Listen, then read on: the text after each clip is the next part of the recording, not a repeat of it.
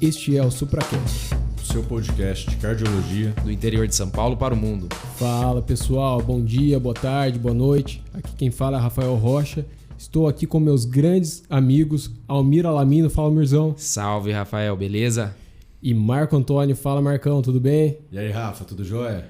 Tudo certo. Hoje a gente está aqui com um convidado muito especial para falar sobre um assunto que tem uma interface muito grande com a cardiologia. E todo cardiologista tem que saber manejar, saber lidar com as complicações dele. Hoje aqui a gente está com Rosenberg Costa Lima, ele que é neurologista pela USP de Ribeirão Preto, especialista em neurologia vascular, neurosonologia pelo HC da USP de Ribeirão Preto, é atualmente R6 em neurorrádio intervencionista e é mestrando no programa de pós-graduação em neurociências da Faculdade de Medicina de Ribeirão Preto da USP. Que currículo de peso, hein? Pois é. Fala aí, Rosenberg, tudo jóia? Sua missão. Boa noite, pessoal. É um prazer muito grande estar aqui com vocês. Fiquei feliz com o convite. Fiquei honrado aí para falar de um tema super importante e que realmente tem uma interface muito grande. A gente troca muito figurinha com os cardiologistas. Gostaria também de parabenizar a iniciativa de vocês de trazer esse tema para o podcast, que realmente é um tema muito importante porque é um problema de saúde pública, né? A gente tem percebido que nos últimos anos o AVC ganhou muito destaque na questão de mortalidade, se tornou a doença que mais mata no Brasil e a principal causa de incapacidade no mundo. Então, falar disso é necessário, é importante. Fiquei muito feliz aí. Obrigado pelo convite. A gente que agradece. Você vem aqui para engrandecer nosso podcast. O Almizão, que é um grande amigo aí, desde os tempos de R1, e hoje em dia a gente compartilha sala aí de hemodinâmica, hein, Almir? Hoje estava brigando ali, ó, para ver quem que entrar com casa. Tá certo. E o Rosenberg veio aqui trazendo um desafio da semana, um desafio muito difícil aí. Então, pessoal, vocês sabem que nos pacientes que a gente faz a trombólise, existe uma complicação, né, que são as transformações hemorrágicas, que você tem que suspender ali imediatamente o trombolítico. Mas tem outra situação peculiar e distinta que eu queria saber de vocês aí qual que é e como que é o manejo dessa condição aí. Show de bola. Então, o desafio, né? Quando suspender o trombolítico, né? Sem ser numa complicação hemorrágica. Isso mesmo. Essa aí você apelou, hein, cara? Resposta no final do episódio. Então vamos lá, pessoal. Para começar nosso episódio, eu vou trazer um caso clínico, uma situação aí do nosso dia a dia. A gente está de plantão em um serviço de emergência e da entrada, trazido por SAMU, um senhor de 68 anos, hipertenso, e ele é portador de prótese metálica na válvula mitral. A filha fala que há mais ou menos umas 2 horas o paciente apresentou um quadro súbito de afasia e hemiparesia direita. Esse paciente é hipertenso em uso de losartana 50mg de 12 em 12 e ele faz uso de varfarina 5mg por dia. Entretanto, ele faz um uso irregular. E a filha falou que parece que nos últimos 3 dias aí ele não estava tomando muito certo as medicações, ela não estava muito em cima, ele não estava aderindo muito bem à terapia. E aí, Marcão, qual o provável diagnóstico desse paciente aí? Rafa, então, a gente está diante de um quadro clássico aí, né, de AVC. E é importante a gente salientar desde já e deixar muito claro para o nosso ouvinte aquela definição clássica que a gente tem. O que é o AVC? Como que ele se apresenta para nós, né? Um déficit neurológico focal agudo, de instalação súbita, né, e de rápida evolução. A gente costuma falar que a gente sabe exatamente o dia e a hora que o paciente apresentou essa alteração. Nós temos aquela definição clássica, né, da divisão dos tipos de AVC em AVC isquêmico e AVC hemorrágico, onde nós temos cerca de 80% dos casos tendendo para o isquêmico e uns 20% aí, sendo do tipo hemorrágico. Lembrando que dentro do tipo isquêmico nós temos o fenômeno aterotrombótico e também o fenômeno cardioembólico, podendo ser o responsável. E no AVC do tipo hemorrágico, a gente tem uma seara de situações também que caberia até outro episódio, um outro podcast para a gente aprofundar em cada subtipo.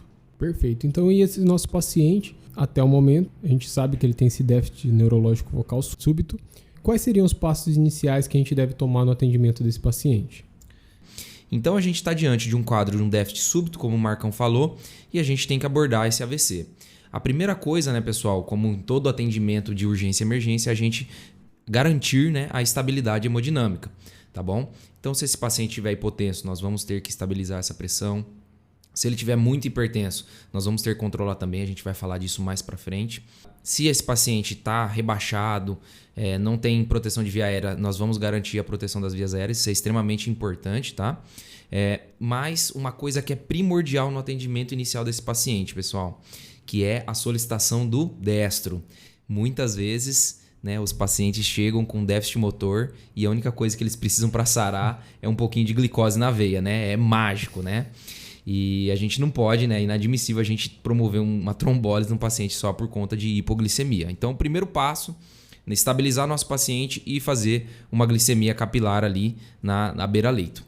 É o seguinte, a gente vai padronizar nosso episódio, né, dividindo didaticamente, mas tudo no AVC acontece ao mesmo tempo ali quando a gente está avaliando nosso paciente. Nós vamos, né, dividir em anamnese, exame físico e posteriormente nos exames complementares que vai ver se é a neuroimagem. A gente vai fazer isso tudo, uma coisa junto com a outra. E a primeira coisa, né, é colher uma história bem rápida, bem concisa e objetiva, para a gente ver se esse paciente, né, quando que começou o ictus, para a gente já estabelecer a janela terapêutica, que a gente vai falar mais à frente, e também ver se esse paciente tem alguma comorbidade, alguma coisa que vai, né, ser uma contraindicação ao nosso principal tratamento, que é a trombólise.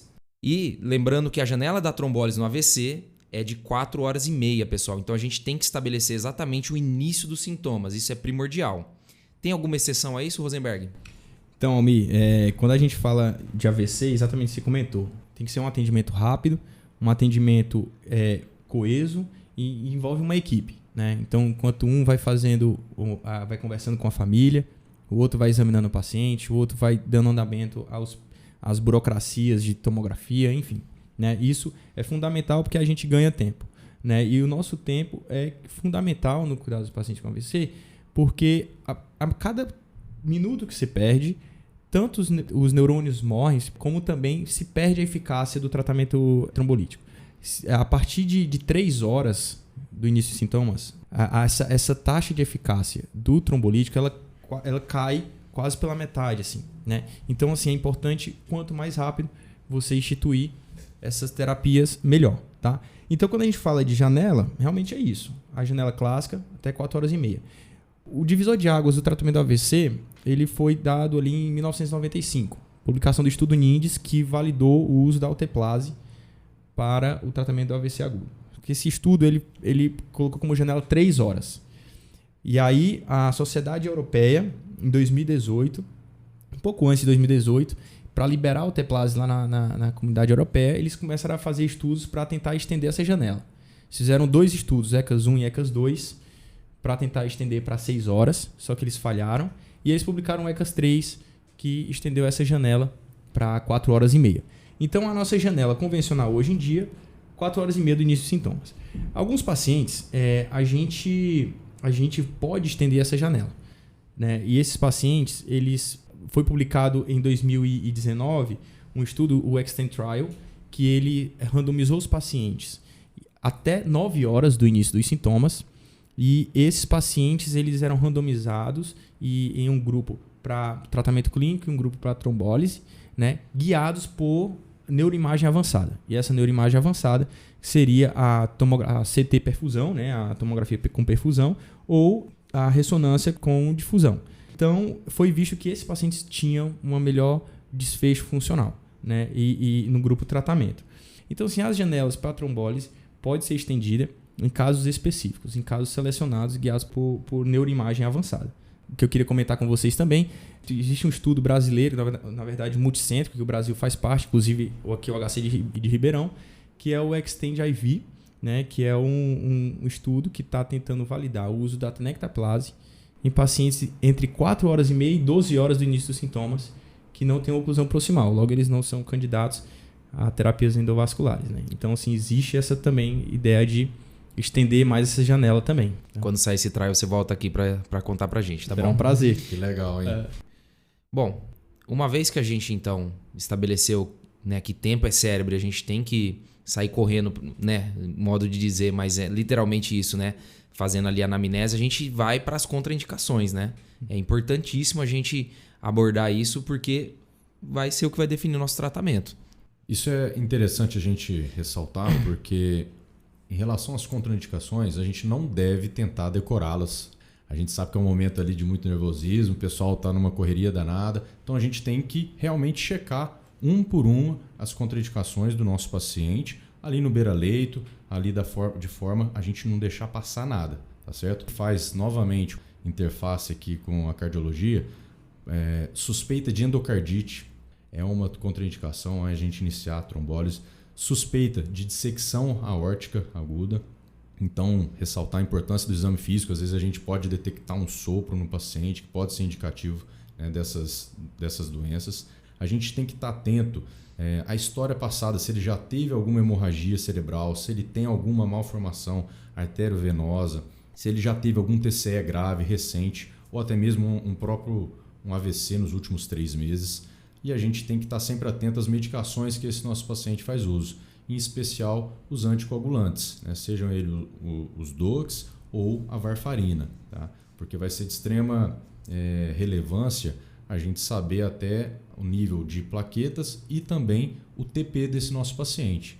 Então são alguns pontos para a gente ficar ligado para contraindicar uma possível trombólise no nosso paciente. E lembrar que os DOACs, né, que cada vez mais os nossos pacientes aí vêm fazendo uso, né? Eles são medicações novas e são medicações que têm reversor. Esses reversores foram aprovados pela Anvisa recentemente, porém pouco acessíveis. Pelo difícil, custo, né? Custo alto, mas esses pacientes, eventualmente, se tiver um acesso, você pode reverter essa anticoagulação e promover o acesso desse paciente à trombólise, né? A terapia endovenosa. Uma outra coisa também que a gente tem que lembrar, né, que o Almir citou no começo, né, a questão da hipoglicemia e a hiperglicemia também. Isso é um ponto bem interessante. É um ponto sensível. Então, assim, o cérebro ele é muito sensível às variações de glicose, né, tanto a hiperglicemia como a hipoglicemia. E foi visto assim, que os pacientes com hiperglicemia eles têm um maior risco de transformação hemorrágica, seja ela espontânea ou após a terapia endovenosa, né? Então, são pontos que você tem que estar atento aí no atendimento do seu paciente, né? Muitos deles fazem uso do Marevan, né? E a gente fala sobre o tempo de protrombina, né? O TP, o INR.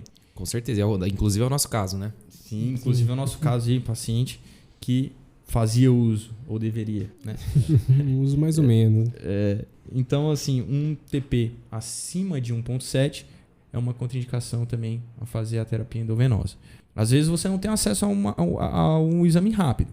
Então, alguns locais, alguns centros têm um point of care, um coago check, que a gente chama, que é point of care rapidinho, com boa confiabilidade. É como se fosse uma fitinha de glicemia capilar, né? E aí você já consegue definir isso aí na hora, tá? Agora, se não tiver também, a gente começa o tratamento e solicita o exame e assim que sair a gente pode modificar o caminho que a gente está seguindo, certo? Perfeito. Então, o nosso paciente, a gente fez a avaliação inicial, o nosso paciente está com uma pressão de 18 por 110, um HGT de 110 e o INR a gente tinha disponível esse aparelho que o Rosenberg falou, estava de 1.2. A gente auscultou nosso paciente, a gente não identificou sopro, como o Marco falou. Qual outro ponto importante do exame físico que a gente deve fazer agora para o nosso paciente? Ô Rafa, é o seguinte, cara, o exame físico no paciente com AVC agudo, ele tem que ser um exame físico preciso, porém ele não pode ser um exame físico que delongue muito tempo, tá? Então, existe hoje uma escala, hoje não, né? Há muito tempo, tem a escala do NIH, que quantifica esses déficits neurológicos, tá? É uma escala já validada, já reprodutível aí, em todo mundo. E é uma escala que compõe 11 pontos, certo? 11 itens que pontuam de 0 a 42 pontos, tá? Quanto maior a pontuação do paciente, pior o nosso paciente ele está clinicamente, tá? É uma escala de fácil aplicação. Um profissional de saúde bem treinado, em 5 minutos ele consegue aplicar essa escala. E é um ponto assim, que não só os médicos devem saber, mas também como todos os profissionais da saúde deveriam saber aplicar a escala do NIH. É item obrigatório para o R1 da neurologia, né? Mas a gente, quando está na clínica também, né, tem que aprender. Acho que é fundamental. E, né, para quem quer aprender e, enfim, não tem muito caso, não pratica muito, existe um curso muito interessante, um curso totalmente online. Eu não lembro a instituição que promove ele, mas é um curso sensacional que eu tive a oportunidade de fazer quando eu estava ainda rodando na neurologia no R1 de clínica. Faz um tempinho já, né? Nós vamos deixar o link aí para quem se interessar. Acho que vale a pena. Todo médico deveria fazer esse cursinho, inclusive outros profissionais da saúde, como o Rosenberg falou. E Rosenberg, pegando o gancho do NIH, beleza, né? A gente vai classificar nosso paciente em mais grave ou menos grave, a depender do quadro clínico. Mas existe algum ponto de corte, né? O NIH, ele contraindica a trombólise em algum nível ou ele simplesmente serve para a gente só ver ali os pontos que o paciente tem? Boa pergunta, Almi. É o seguinte, a trombólise existe seus riscos, certo? No caso do AVC, esse risco aí gira em torno de 6%. Então não é uma conduta isenta de risco. Um risco de sangramento, outras complicações devem ser levadas em consideração. Então quando a gente pega um paciente com um NIH baixo, um NIH até 5, que a gente fala um AVC minor, né? A gente muitas pessoas têm essa dúvida. Pô, será que vale a pena trombolizar? Será que eu vou correr esse risco? Tal. Só que eu costumo dizer assim, que mais importante do que você quantificar o seu NIH é você qualificar esse NIH. Então quando a gente pega um paciente que tem uma NIH de 2, mas esse NIH ele tem uma discreta assimetria facial e uma hipoestesia, você já fica meio assim de trombolizar esse paciente e correr o risco da trombólise. Mas vem o mesmo paciente com o mesmo NIH de 2, só que esse NIH de 2 é uma paresia na perna, que está impossibilitando ele de ficar em pé. Muda completamente aí o seu raciocínio. Você deve considerar fortemente trombolizar esses pacientes, né? Um advogado que participa de plenárias, essas coisas assim, que está com uma afasia, pontuando 2 no NIH. Né? Então, assim, mais certeza. Importante de que você quantificar 1, 2, 3, 4, é você qualificar qual que é o déficit do meu paciente. Perfeito. Então, assim, tempo é cérebro. Como o Almir falou, a gente não pode perder tempo para instituir a terapia adequada de reperfusão. A gente identificou que o nosso paciente está com diagnóstico de AVC. É um paciente que tem critérios de inclusão para trombólise, né? Um paciente com idade de acima de 18 anos, tem um déficit neurológico significativo, né? E está dentro da janela. A gente tem que fazer um exame de imagem principalmente para excluir sangramento, né? O diagnóstico é de AVC, a gente ainda não sabe se é um AVC isquêmico ou hemorrágico só pela clínica, certo, Rosenberg? Perfeito. É impossível você fazer essa diferenciação somente pela clínica, tá? E o exame de tomografia vem exatamente para isso, para você excluir hemorragia intracraniana. Você precisa excluir isso porque o tratamento muda radicalmente. É outro tratamento, é outro protocolo, outro guideline, são outras medidas de cuidado, tá? Perfeito. Então, quando a gente fala de neuroimagem, o primeiro exame que tem que vir à mente de todo mundo que trabalha no pronto atendimento ou que está com um paciente numa UTI cardiológica que faz um déficit, deve ser a tomografia. E a tomografia sem contraste, inicialmente, tá? Você fez a sua tomografia simples, sem contraste, viu que não tem sangue, você está autorizado a fazer o bolus. Em seguida, né, você pode fazer a angiotomografia no mesmo ato, idealmente. Em alguns centros, aqui em Ribeirão, por exemplo, é assim, a gente já faz tudo, porque a gente consegue fazer isso tudo muito rápido. Então, a gente consegue fazer os 2 exames ao mesmo tempo. É um exame rápido, barato, tá? De fácil acessibilidade. Então, assim, a tomografia é o seu exame de escolha inicial, tá? E a angiotomografia, você vai lançar a mão dela também, porque ele já vai servir como uma medida de investigação etiológica. Você vai ver se tem estenose no território carotídeo, vértebro-basilar, intracraniana. Às vezes acha uma dissecção de aorta, né? Às vezes acha uma dissecção de aorta e trombo intracavitário. A gente vê muito trombo ali de apêndice atrial, no átrio, tá? Então isso já serve como a sua pista diagnóstica. Além disso, a importância de você identificar uma oclusão proximal, tá? Porque na angiotomografia você vai ver a sua oclusão proximal, se tiver, você pode lançar a mão de outra medida que a gente vai falar mais na frente para esses pacientes, né? Quando a gente fala de outra neuroimagem, existe a ressonância. Qual que é o problema da ressonância? A ressonância ela é excelente, tá? Só que o problema dela é porque ela é muito cara, não tem em todo lugar, é um exame que demora. Além disso, cara, existe uma outra técnica que seriam as imagens avançadas, as neuroimagens avançadas, seria a perfusão. Então, a perfusão tem ganhado espaço nos últimos anos, com softwares que identificam ali a área que está em sofrimento, né? A área que já isquemiou, que seria o core isquêmico, ou a área que está em sofrimento, que seria a área de penumbra. E ela veio aí ganhando espaço nos últimos anos, principalmente quando a gente fala de estender janela, que a maioria dos estudos incluíram esses pacientes. E a perfusão, ela compara os dois hemisférios cerebrais e ela avalia a chegada de sangue nessas regiões e vê se o fluxo está lentificado ou se está reduzido drasticamente. Então, assim, a perfusão tem ganhado espaço aí nos últimos anos, serve como ferramenta para você estender a janela do seu paciente, avaliar prognóstico também, né? E aumenta a acurácia diagnóstica.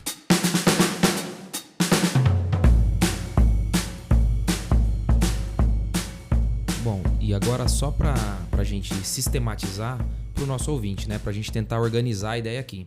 Então, chegou um paciente com um déficit motor súbito, eu estou diante de uma suspeita fortíssima de AVC. A primeira dúvida que eu tenho é se ele é hemorrágico ou isquêmico, que a gente vai definir isso através de uma tomo sem contraste. Enquanto eu estou conversando com o meu paciente, eu estou buscando o quê? Descobrir o início do sintoma e se ele tem alguma contraindicação à trombólise. Se esse início dos sintomas foi menos do que 4 horas e meia, eu estou autorizado a fazer a trombólise desde que minha angiotomografia não tenha sangramento. E se o meu exame físico ou minha anamnese não identificar nenhuma contraindicação. E se a glicemia permitir, né? Para o ouvinte ficar guardado, né? O básico feijão com arroz é aquele paciente com a janela de 4 horas e meia. Quando ele tem mais do que isso, aí a gente vai abrir mão de outros recursos, vamos falar mais à frente, mas o Rosenberg já deu um pouquinho de spoiler aqui dessa neuroimagem mais avançada. Então, ok, certificamos de tudo isso, agora é hora de fazer a trombólise de fato, tá bom, pessoal? E o trombolítico de escolha, né, é a alteplase, né, a que mais estudada, né, que foi descrita aí já há muito tempo. A dose é um pouco diferente da trombólise no infarto, tá bom, pessoal? E puxando o gancho aqui, o episódio nosso passado foi de trombólise justamente no infarto, tá? Quem quiser ouvir é o nosso burst número 2, tá bom? Então, como que é a dose aqui, pessoal? É 0,9 mg por quilo, tendo um máximo de 90 mg, que seria um paciente com 100 kg ou mais. A gente faz 10% dessa dose em bolas no primeiro minuto e 90%, né, o restante, na bomba de infusão em 1 hora. Alguns detalhes interessantes, né? Inclusive é uma experiência muito legal, né, de ter passado na neurologia aqui, né? Para não perder tempo, o pessoal já está com a trombólise preparada ali na própria sala de tomo e viu que não tem sangramento, já inicia ali mesmo, né? Já está engatilhado ali. Legal. Né? Mas é importante salientar o seguinte, isso a gente abordou muito bem no burst também, quem quiser volta lá. Antes de trombolizar um paciente, a gente vai garantir 2 acessos bons, não vamos, né, deixar para passar central, invadir o nosso paciente com sonda ou etc.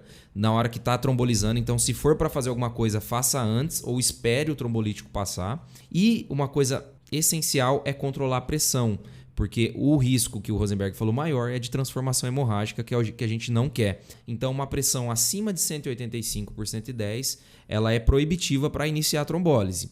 Mas então tá assim, eu não vou trombolizar? Não, tranquilo, a gente inicia o Niprid, né, que seria a opção que nós temos aqui no Brasil, até baixar e aí a gente inicia então a infusão. Comecei a trombolizar meu paciente, por isso que aqui, pessoal, por mais que, né, a gente está falando, a gente vai precisar do neurologista sempre junto, né?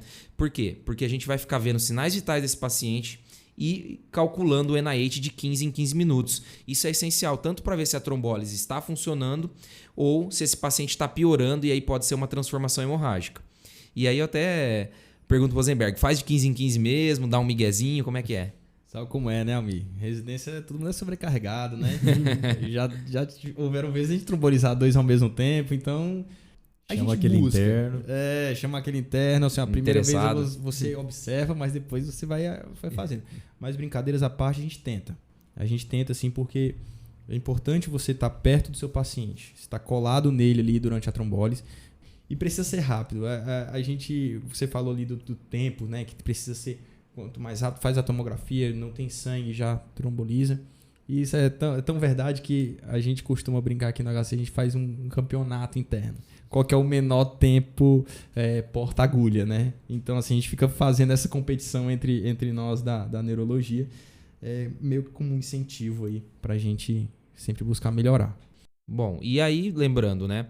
o trombolítico vai durar 1 hora, mas existem algumas situações em que a gente tem que interromper o uso do trombolítico antes, né, de acabar. Quais são elas, né? O paciente que começa uma cefaleia nova, ou o paciente tem uma piora do déficit neurológico, e aí aqui é importante marcar de 1 ponto na escala de coma de Glasgow ou de 4 pontos no NIH, tá certo? Aquele paciente que faz um pico hipertensivo novo, a gente tem que controlar a pressão para voltar a infundir. E lembrar, né? Sangramentos menores, né? Principalmente sangramentos de acesso, epistaxe, isso a gente não vai suspender, mas se o paciente também tiver, sei lá, uma enterorragia volumosa, né? Que leva à instabilidade hemodinâmica, ou mesmo, né, o sangramento do sistema nervoso central, a gente tem que parar e interromper a trombólise, porque aí é risco-benefício.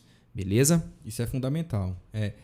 Sangramentos ameaçadores à vida devem ser avaliados, interrompida a trombólise e revertida a trombólise. Isso é um tema que a gente pode discutir em outro momento. Existem guidelines para isso, de doses, medicações, mas deve estar no conhecimento de todo mundo. E além disso, tem uma outra indicação para suspender a trombólise, que é o desafio de hoje. A gente vai falar mais no final, né? É isso aí.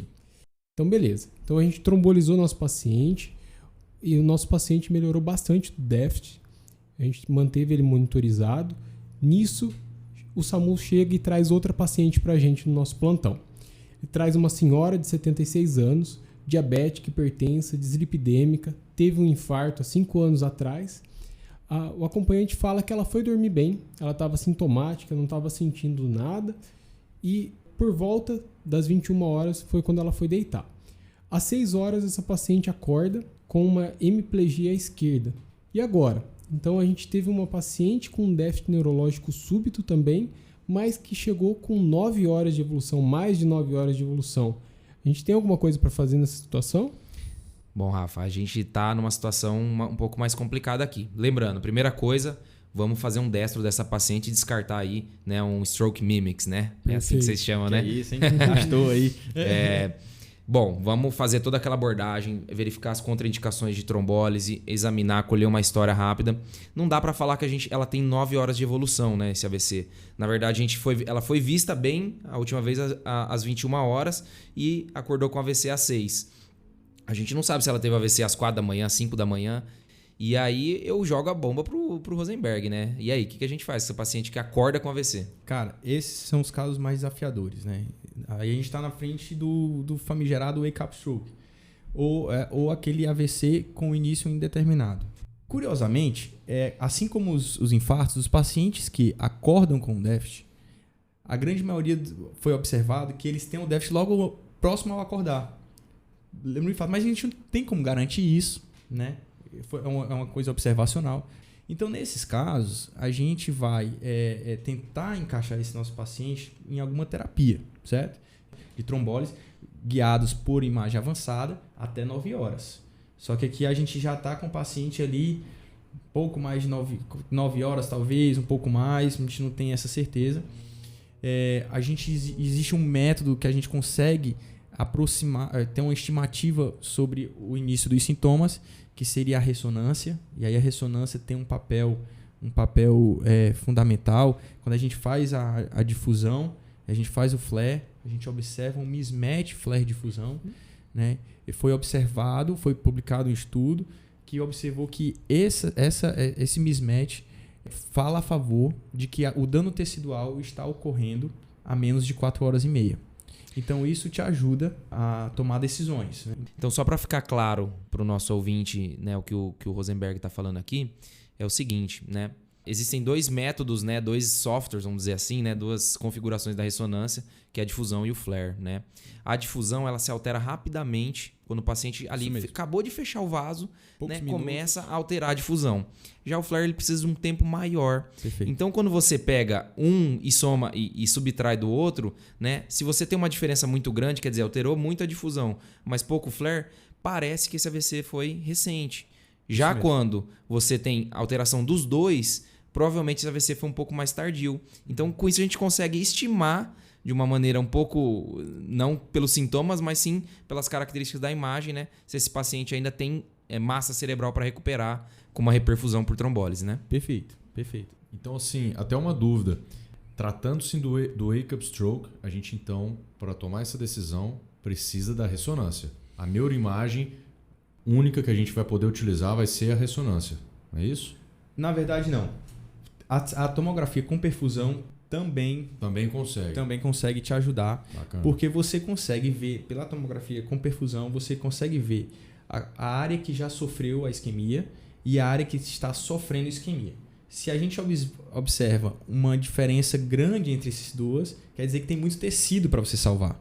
Então você pode tratar esse seu paciente de alguma forma aí, ou seguindo os protocolos do Extend, do Trial, do Extend, com trombose venosa, ou com trombectomia mecânica aí, guiada por essa neuroimagem avançada. Bacana. Legal, Rosenberg. Então, já que você citou trombectomia mecânica, vamos falar um pouquinho sobre ela também, né? Por que nesse primeiro caso a gente não fez trombectomia mecânica e por que nesse segundo caso a gente pensaria em trombectomia mecânica ou até mesmo nesses pacientes que já perderam a janela de trombólise, ainda é uma alternativa à trombectomia mecânica? É para todos? É para alguns? Quando que a gente pensa nisso?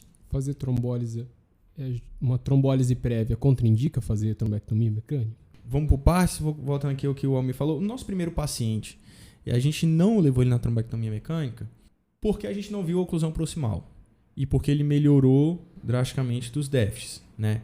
Podemos considerar que ele resolveu os déficits dele com a trombólise. Então, e a gente não viu a evidência de uma oclusão proximal, não teria uma indicação de uma trombectomia mecânica. Nessa nossa paciente aqui, essa paciente ela está com 9 horas do início dos sintomas.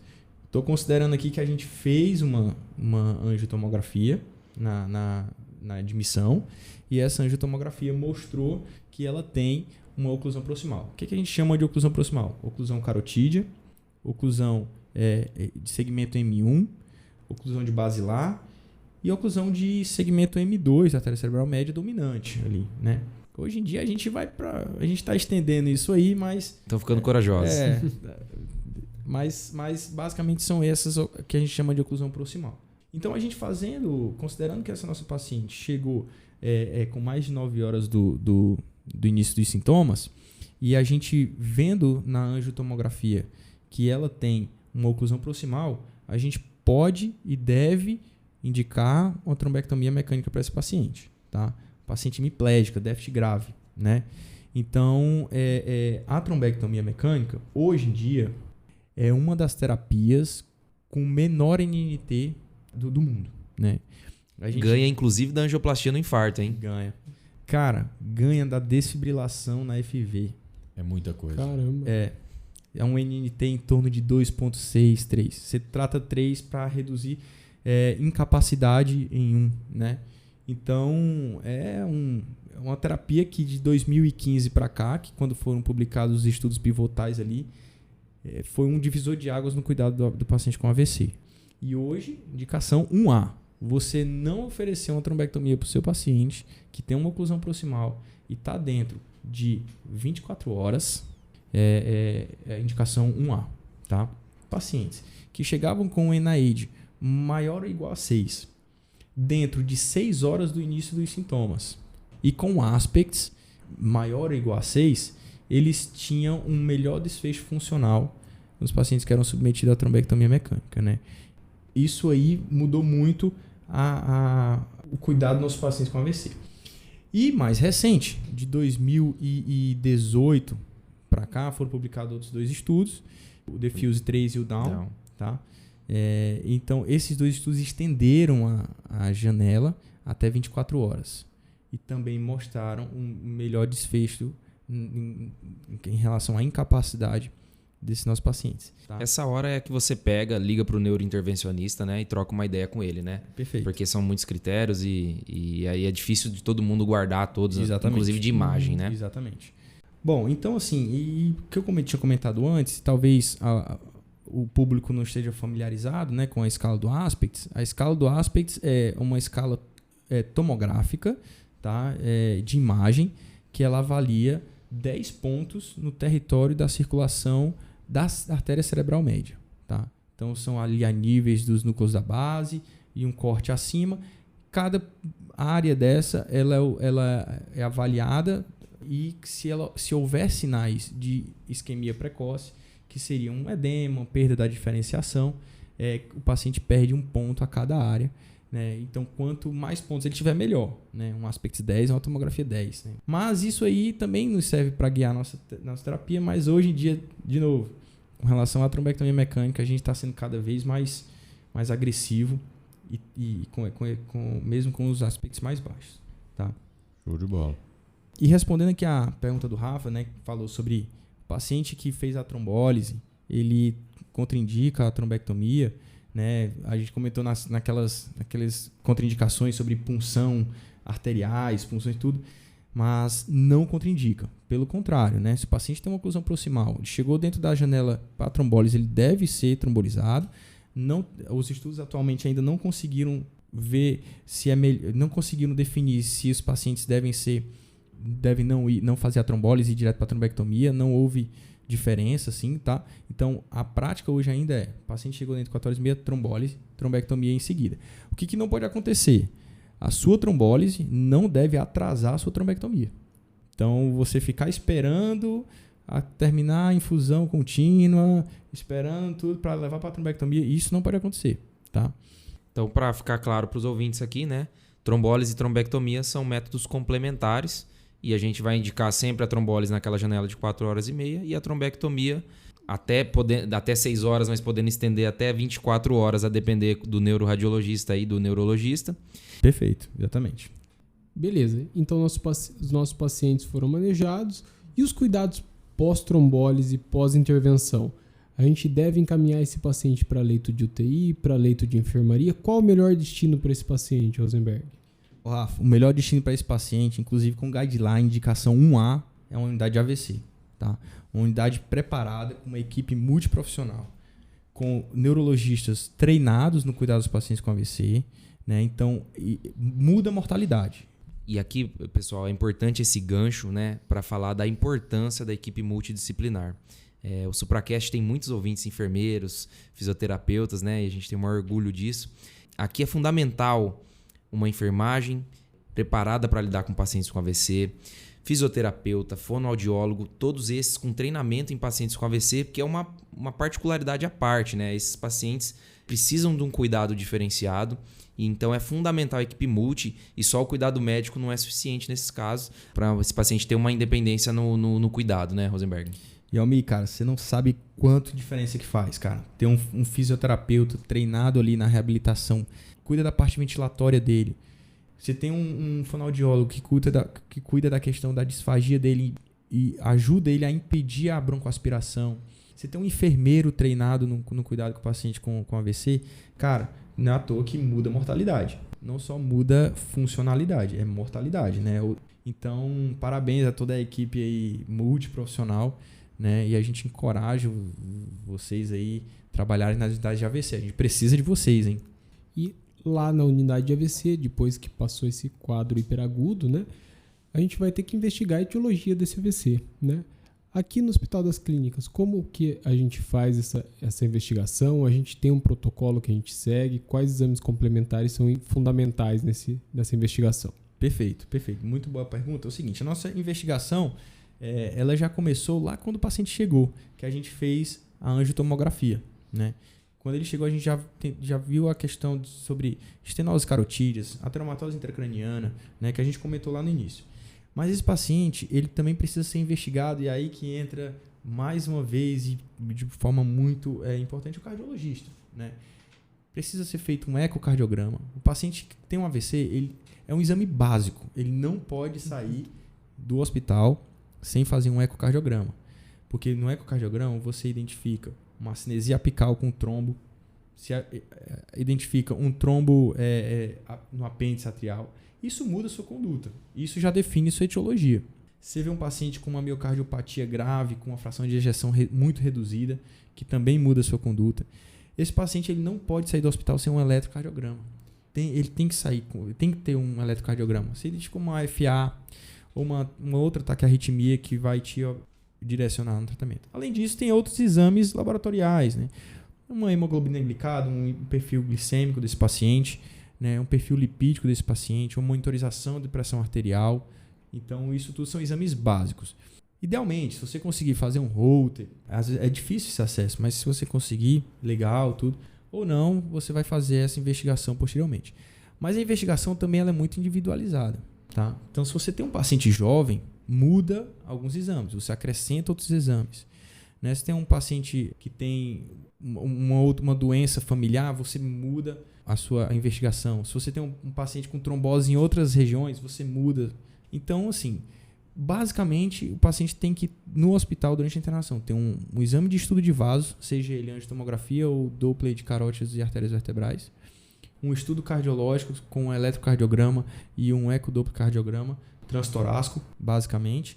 Né? Às vezes, se você vê alguma coisa com na dúvida, tem que fazer um transesofágico, né?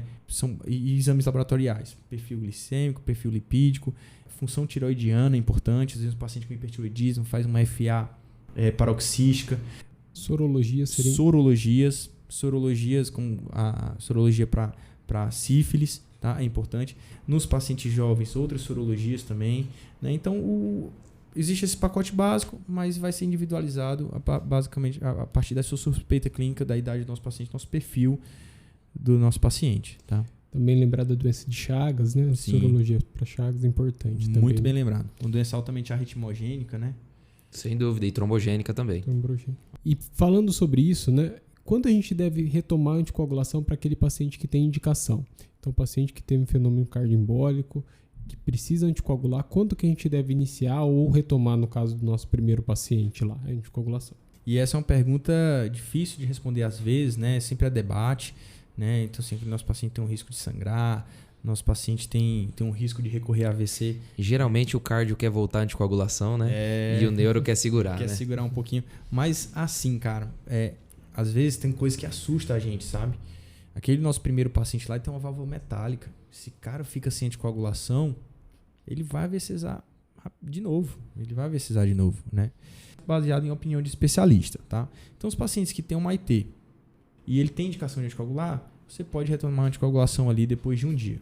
Nos pacientes que têm um AVC leve, né, com NAID de entrada menor que 8, você pode considerar ali 3 dias após o início dos sintomas. Aí você tem que pesar algumas coisas que vai te fazer iniciar essa anticoagulação mais precoce ou mais tardia. Por exemplo, um paciente que tem um infarto muito pequeno, teve um NAID alto, mas um infarto uma área de isquemia muito pequena. Um paciente que não precisou fazer nenhum procedimento cirúrgico ou não vai precisar, né? Um paciente que está hemodinamicamente estável, uma pressão bem controlada, esses pacientes você pode, de repente, iniciar a anticoagulação mais precoce. Tá? Então, ali após 3 dias do evento.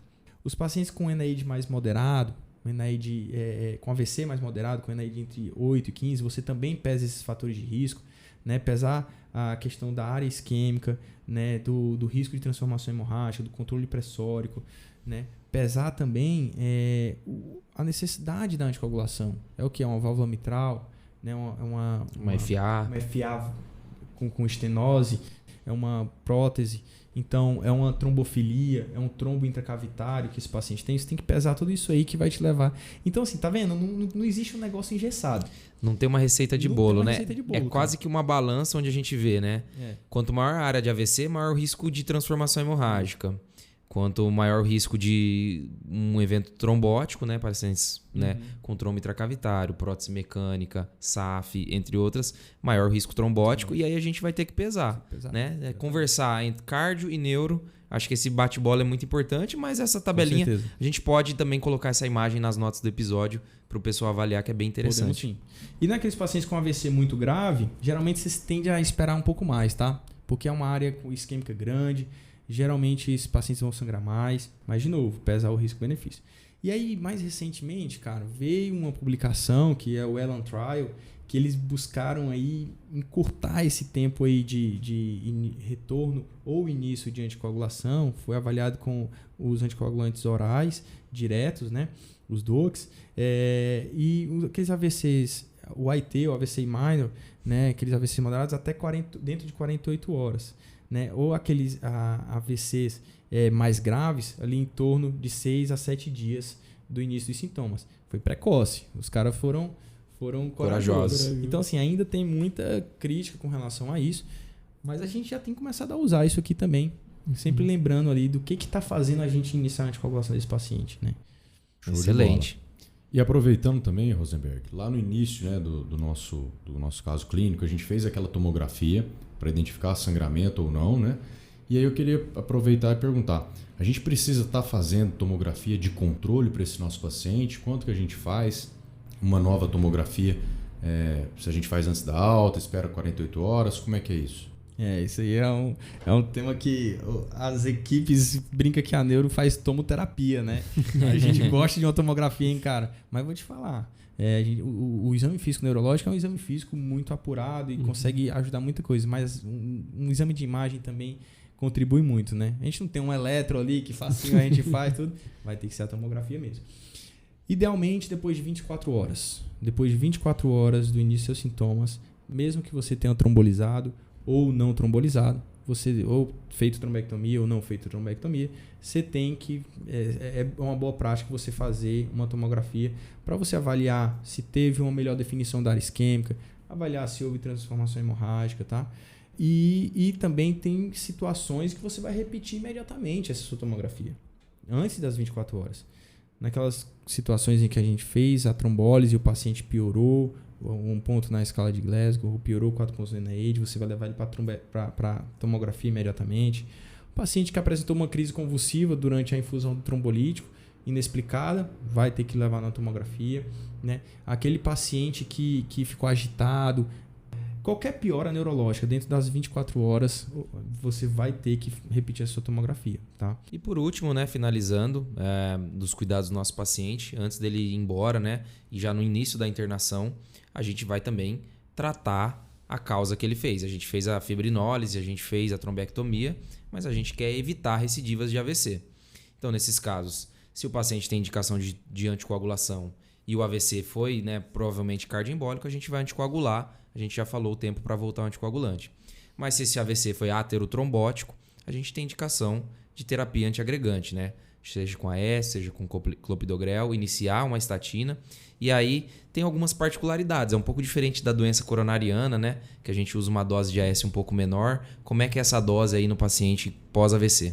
Bom, Mi, quando se trata de antiagregação nos pacientes com AVC, tem algumas situações que a gente precisa mencionar, que é o que muda a duração do tratamento, tá? E muda as doses. Então, por exemplo, aquele nosso paciente que ele teve um AVC minor ou uma AIT, esse paciente que não tem uma evidência de uma indicação formal de anticoagulação, a gente vai, baseado em um estudo chinês, que é o CHANCE, e também o estudo americano, que é o POINT, a gente vai iniciar a dupla antiagregação com AS e clopidogrel, fazendo uma dose de ataque de 300 mg de cada, e essa antiagregação é um número assim que talvez vocês não entendam, mas foi o número que o estudo mostrou o maior benefício, 21 dias.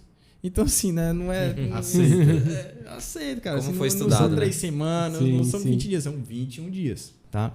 Então, os pacientes com AVC minor ou AIT, 21 dias.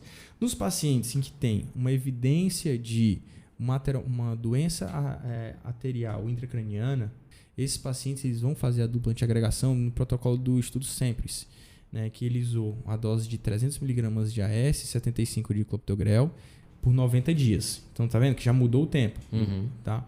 E mudou a dose também. Com relação também à antiagregação, a gente costuma usar mais o AS e o clopidogrel. Além disso, tem os pacientes que têm ateromatose carotídea, tá?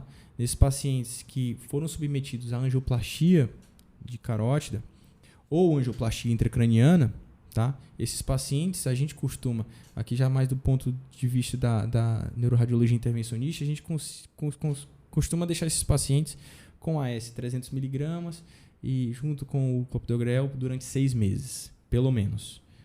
E vamos pro bate-bola? Bora!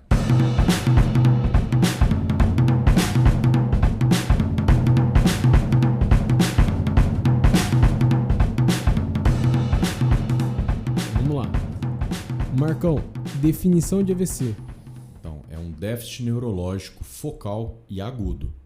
Perfeito. Almir, tempo de janela para trombólise. Não esquecer, pessoal, 4 horas e meia a janela para trombólise. Lembrando de que há casos que a gente pode estender um pouquinho mais, mas guarda 4 horas e meia que você não vai errar. Tá certo. E o tempo porta-agulha para trombólise, Rosenberg? O menor possível.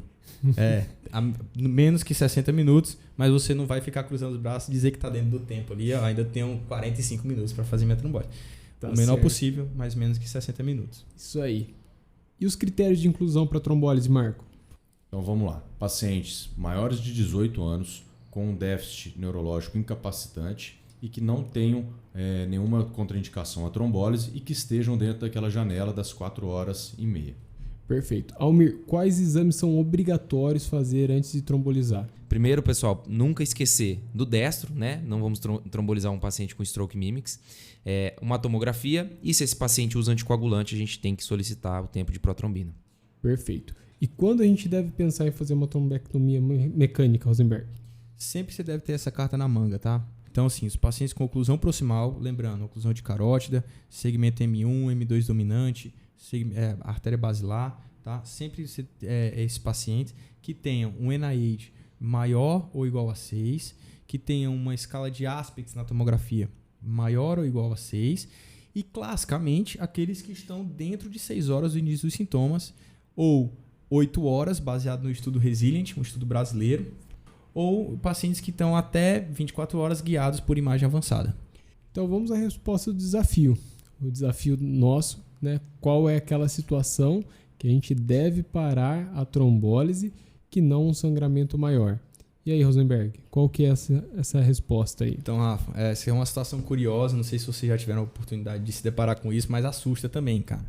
Isso aí seria o angioedema, tá? O angioedema ali que acontece principalmente nos pacientes que estão usando ali os antipertensivos ali, inibidores da enzima conversora de angiotensina, né? Uhum. Então, assim, o angioedema é uma situação grave, tá? Ele precisa ser descontinuado a trombólise, você precisa garantir uma via aérea desse seu paciente, monitorar sinais vitais, uma situação emergencial.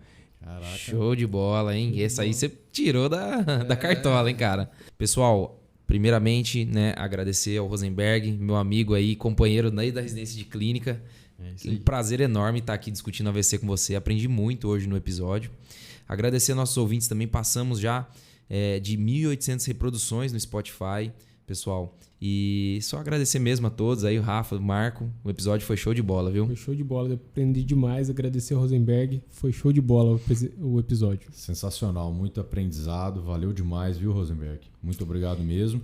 E relembrando aqui, né, pessoal, mande o seu Supra. Curta a nossa página, siga a gente lá no Instagram, no Spotify, nos outros buscadores também.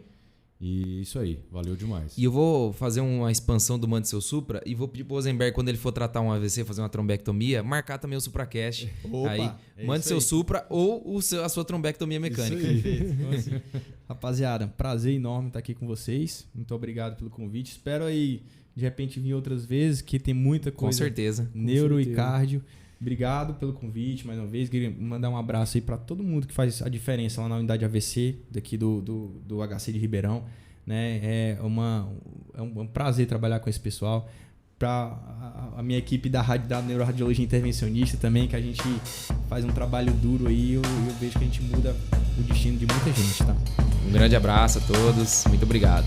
Valeu, Valeu, falou, tchau, tchau.